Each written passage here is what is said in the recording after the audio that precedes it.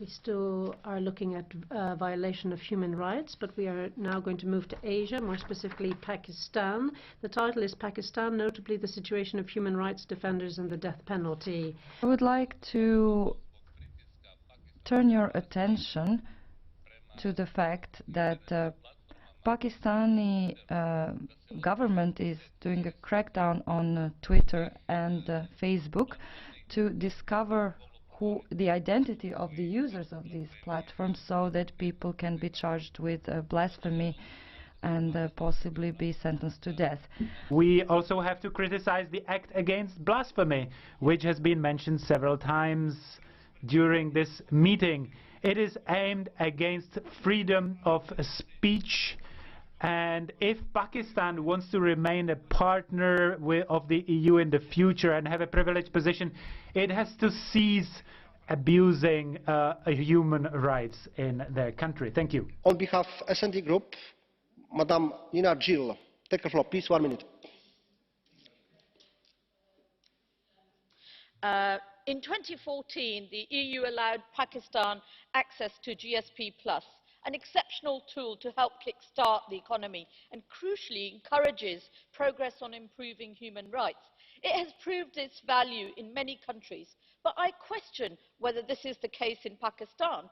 A delegation of the Parliament visited Pakistan in April, and from our meetings with government officials and civil society, it became glaringly clear that a lack of rule of law permeates Pakistani society and human rights are violated instead of advanced.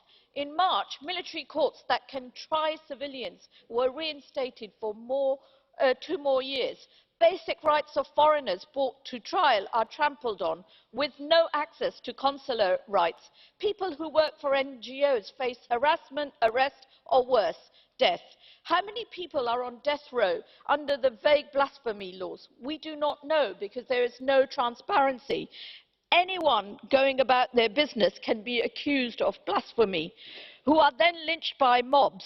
Those who belong to vulnerable groups like the Ahmadis live their lives in fear with no democratic rights, yet the government fails to protect them. It is high time to see real progress on human rights and strengthening of civil judiciary in Pakistan. If not, GSP Plus has to be reviewed. Thank you. And now, Deputy Amjad Bashir, 1 minute, take a floor, please. The urgent resolution on Pakistan is regrettable, misguided and misleading. I stand against abuse of human rights wherever it may arise, but such grave allegations as these should be based on fact, not fantasy. The despicable crimes detailed are just that, crimes against the law of the land. They are repugnant to the majority of Pakistani people and condemned by the government. To suggest that the state is behind them, has condoned them, or turns a blind eye to them is simply not true. And this Parliament will demean itself if it supports the resolution.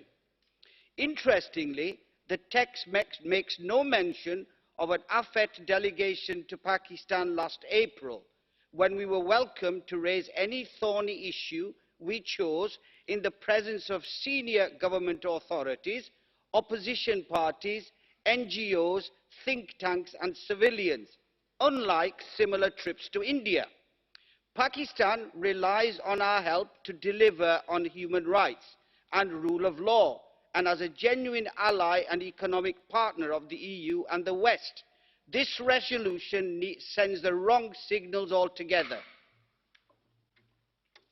Thank you, Mr. Bashir. Do you accept blue card from Madam Grappini?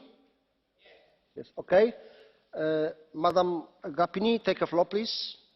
30 seconds. Domnule președinte, stimate coleg, o să fiu foarte scurtă, nici nu folosesc. Colleagues, just very briefly, I don't want to use my 30 seconds, I'll just be very quick.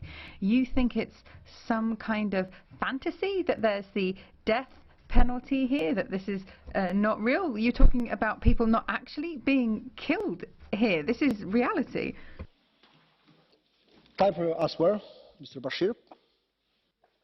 I would like to say that I'm against the death penalty, but if you mention the death penalty, how many times have you criticised one of the biggest proponents of the death penalty, the United States of America? Mr. Bas-Belder, 1 minute. Thank you, President. I have a specific question I'd like to put to the Commissioner.